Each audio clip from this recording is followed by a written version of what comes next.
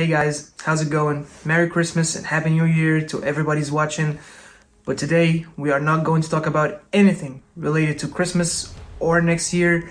We are going to talk about 2024 and we're going to discuss my picks for the top 10 horror films of the year. This is a quick disclaimer, I haven't seen every horror film released this year, so there's a lot of films that I haven't seen. One of them is Nosferatu, because I live in Egypt. It's not yet released here in Egypt, so I haven't had the chance to watch it, but I think that film would have made my list, but for this list, right now, it's not included.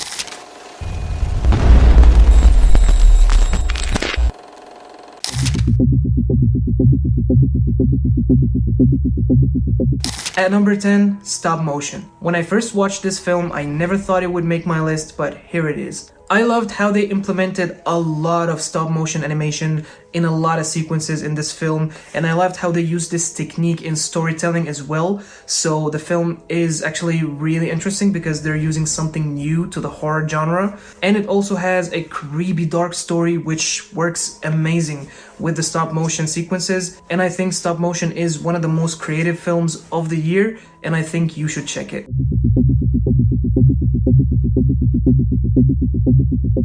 And at number 9, Apartment 7A. And I'm not gonna lie, me including this film into my list is absolutely coming from my deep love of Rosemary's Baby. I think Rosemary's Baby is one of the greatest horror movies of all time, and it's one of my favorite horror movies as well. So Apartment 7A is the prequel to Rosemary's Baby, so we get to see the events that happened before watching Rosemary's Baby and before seeing this couple. There's a lot of things that happened before that, and we get to see that in this film. It has some flaws for sure, it's not a perfect film, but I did enjoy it, and I think you will too.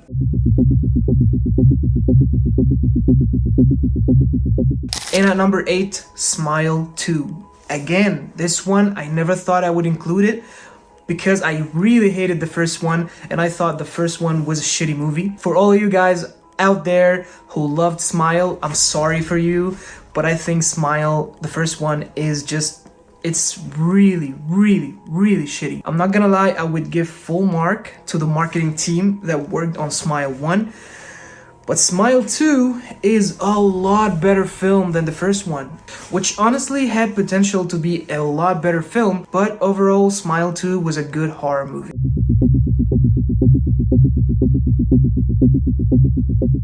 And at number 7 comes The First Omen. So The First Omen is the prequel to the Omen trilogy, which actually kept its tone throughout, and I think it has everything a horror fan could wish in a horror movie. A terrifying story, good acting, good jump scares, and everything in between.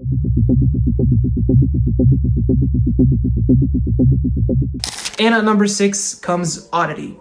Wow. That movie was so creepy and so good. It takes full control over your attention from the first minute to the last. A creepy story with a lot of twists and turns, which are mostly unpredictable, and that makes the movie really interesting to watch. Absolutely one of the best horror films of the year. Odity, what a movie.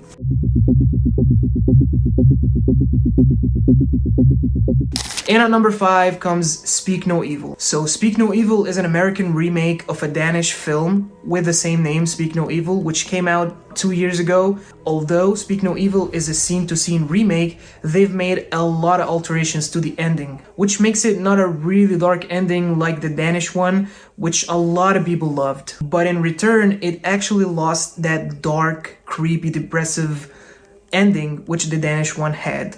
Nevertheless, it's an amazing movie to watch.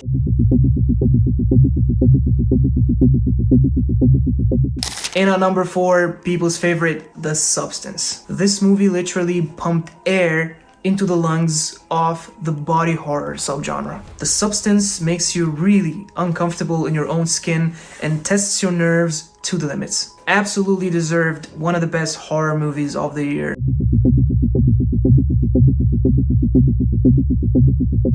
And at number 3 comes Heretic. This movie is brilliant on a script level. Hugh Grant is amazing. He gives a stellar performance, which surprised everyone, because who predicted that Hugh Grant can actually play a terrifying character?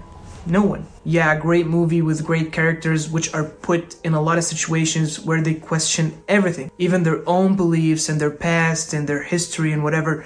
They question everything.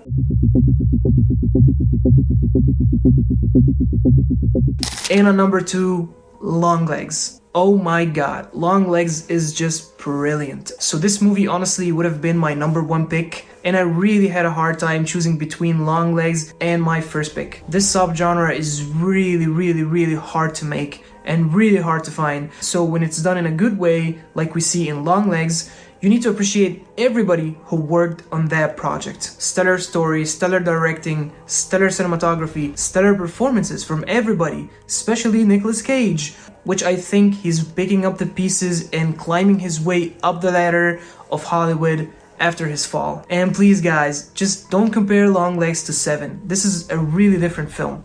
Enjoy it as it is, please.